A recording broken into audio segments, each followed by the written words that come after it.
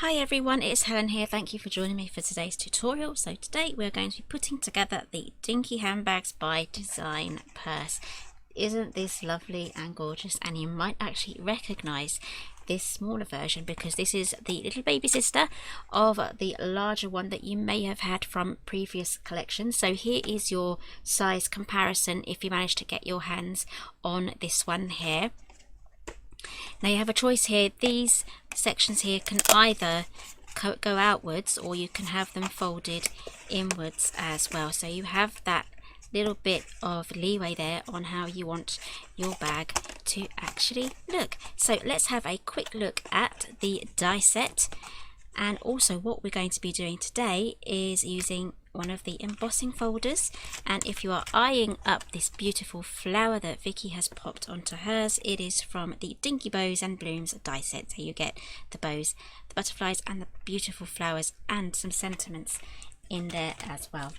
And I'll be using the Quilted folder today. So if you're wondering about this one here and this one here, this is just my quick sample there. I've used some ink with that. I'll tell you which one I've used. I've used walnut stain with my embossing folder with the mock Croc.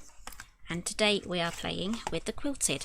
Now this is what the Quilted will look like with matte cardstock and with shiny cardstock and with mirror cardstock. So lots of different effects you can get there with just the one embossing folder. So the cutting guide. Then we're going to jump straight in to assembly, which is super duper easy. Goes together just the same way as the larger version.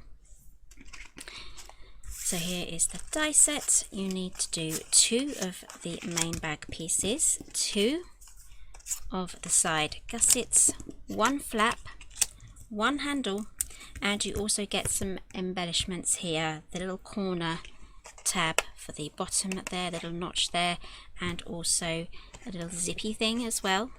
So you can see the size comparison. We've shrunk that down to make a smaller version to match the bag. With this one you also get the side darts as well to create this dimension here, so you can fit in a lot of treats for this one as well. So this is going to be absolutely perfect if you're doing wedding favours as well. Going to fit quite a few treats in there. So I'm going to be using pink mirror cardstock and ordinary pink cardstock. Everything that I'm using today will be listed down below. So before we run this through with our embossing folder, I am going to fold all of the score lines. Okay, so I'm using a bone folder just to get all of these little lines in. This is going to really help create some really nice creases.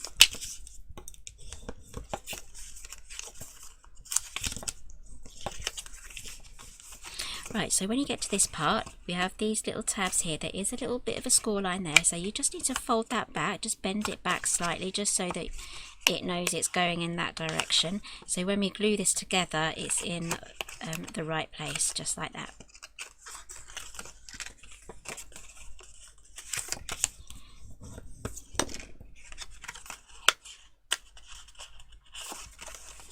Okay, so moving on now to the embossing folder, it's important to get all of your fold lines folded before you run it through, because if it's a heavily patterned embossing folder, there is a risk that you could lose your original score line that you have in there. So to reinforce it first, just tells the cardstock, this is where my score line is and I'm not going to get lost. Okay, so let's pop these through. I'm just going to use the quilted effect on the main parts of the bag.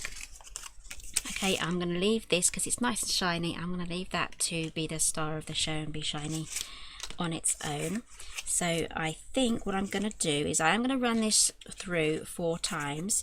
You can, I think I might get away with it. I think because this is a very squared on pattern, I can put something sideways. Normally I would recommend you putting things on the right way round, in all in the same orientation, but I think I can get away with popping it on just like so. Try and get it as straight as possible though.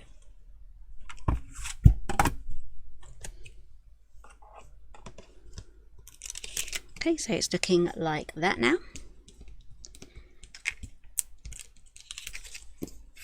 As you can see, I can still find and fold the score lines down. This one's not too bad, but on the heavily patterned ones it can be a bit of a nightmare. So let's run the next two through.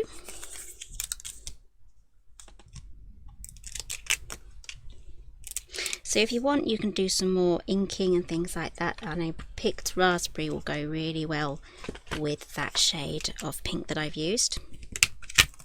Okay, so before we play and do the darts, we need to attach these side gussets onto these pieces first. And now these fit on perfectly, just like that. Just make sure you don't glue any of this dart onto the tab, so keep that pushed behind, and then you can add that on there. And then what we're going to do, just a quick dry run, once that is on, we can then add some glue to the tab, the dart, and then push that behind. Going to be using some bookbinding glue today.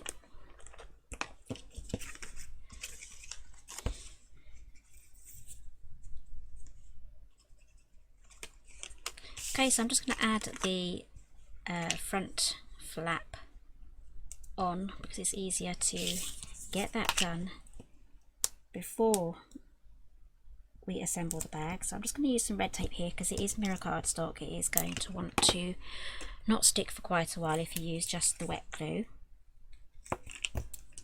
So grab your bone folder, press that down right into the fibres there.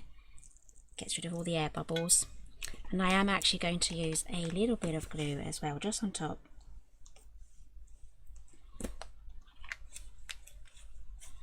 So the red tape holds that in place, and the glue means that it's going to stay there for quite some time. It's not going to start peeling apart, which can happen quite easily with red tape and mirror cardstock.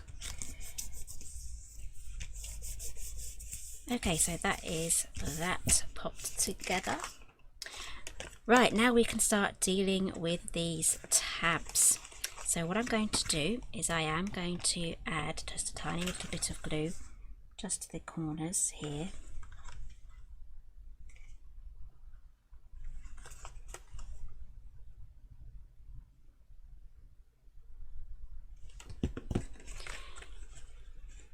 And then push that in.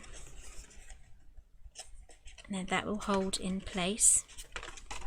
If you want to use a peg, you can do, but using something that's not shiny for the base will really help. And do the same for the other side. Now when I come to pop this bag together, I just tabbed that off by accident.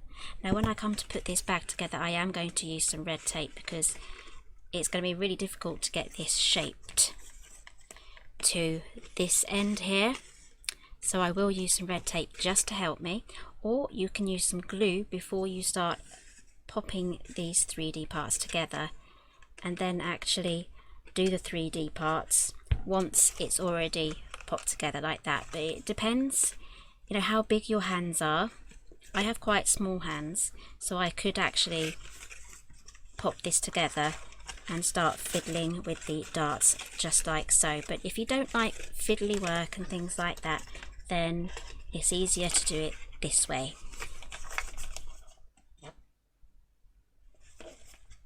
Okay, so I'm going to add my red tape in a second. I just need to grab my scissors because we do have a little bit of overhang.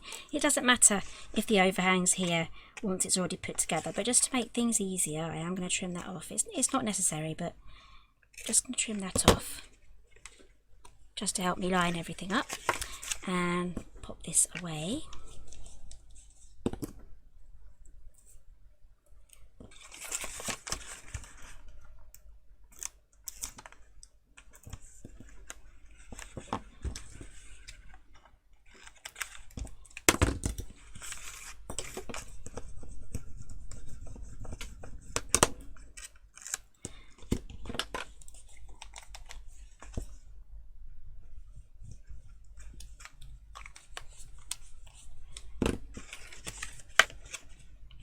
Oh, and before we pop it on, I just need to add some more tape just to one of these sections here.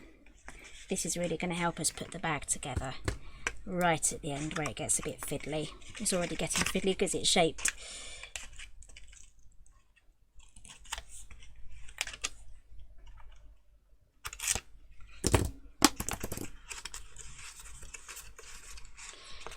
Okay, let's put this together now.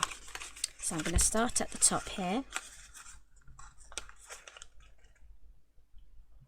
Now the red tape is going to stick that straight away, so then you can start shaping it around this area here. Sometimes working upside down is a lot easier. There we go. Press that into place.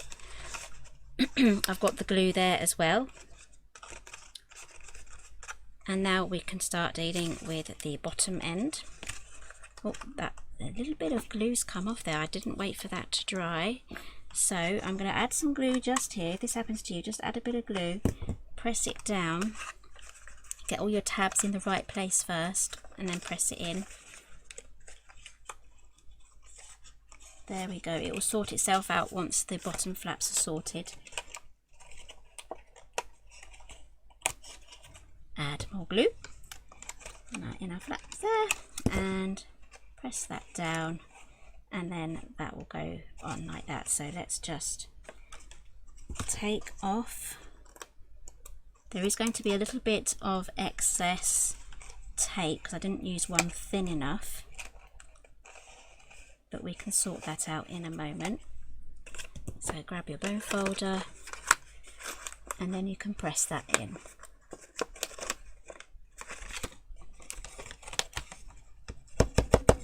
There we go. And then to add some extra strength, you can actually pop in another piece of cardstock just at the bottom there, just to reinforce that. If you don't want to do that and you don't like the sticky bits, use a thinner tape, or you can use some embossing anti-static powder and pop that in there, and that will stop your sweeties or any of your goodies that you put in there to not stick at the bottom. Okay, so I'm going to have my gussets sticking out. It looks just as good sticking inwards. So let's pop on the handle.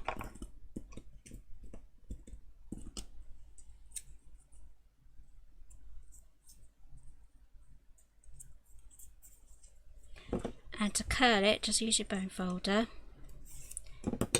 Just give it a light curl, and then we're going to add glue to the top end of those little tabs, not the bottom, so the top bits, because they're going to slot into those little holes on the top of the bag.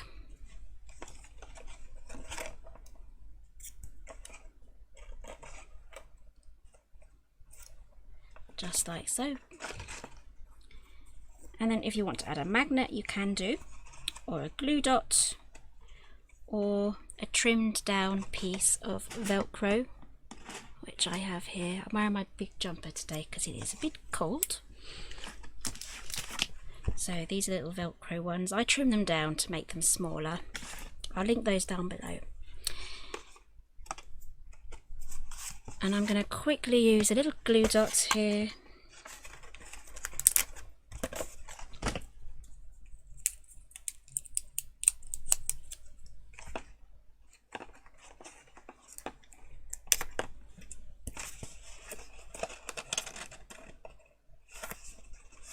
And there we have our dinky little handbag with the quilted embossing folder. Now there's loads of different ways that you can finish your little bag off. Let me get you some samples. Okay, so we have the Dinky Bows and Blooms die set, so you can make some gorgeous flowers with this one, and you also get, this is the size of the butterfly as well, and I'll pop some pictures up here as well of some more handbags with these die set. And we also have the Dinky decorative fittings die set, so you can add luggage tags and other sorts of bows and handles and straps and buckles and tassels and everything else as well. So there's loads in here to play with. Now again, this is going to go great with any sort of gift bag that you might want to make, and this will also go with all of my other handbags in my die collection. So that is the Dinky Handbags by Design purse. I hope you really like this one, and I hope you have a lot of fun trying out different versions, especially if you are playing with the embossing folders as well. So thank you so much for joining me today. Give me a thumbs up if you like this one. Subscribe in the corner there for more Simply Made Craft tutorials, and everything I've used today is listed down below, and I'll see you all again really soon.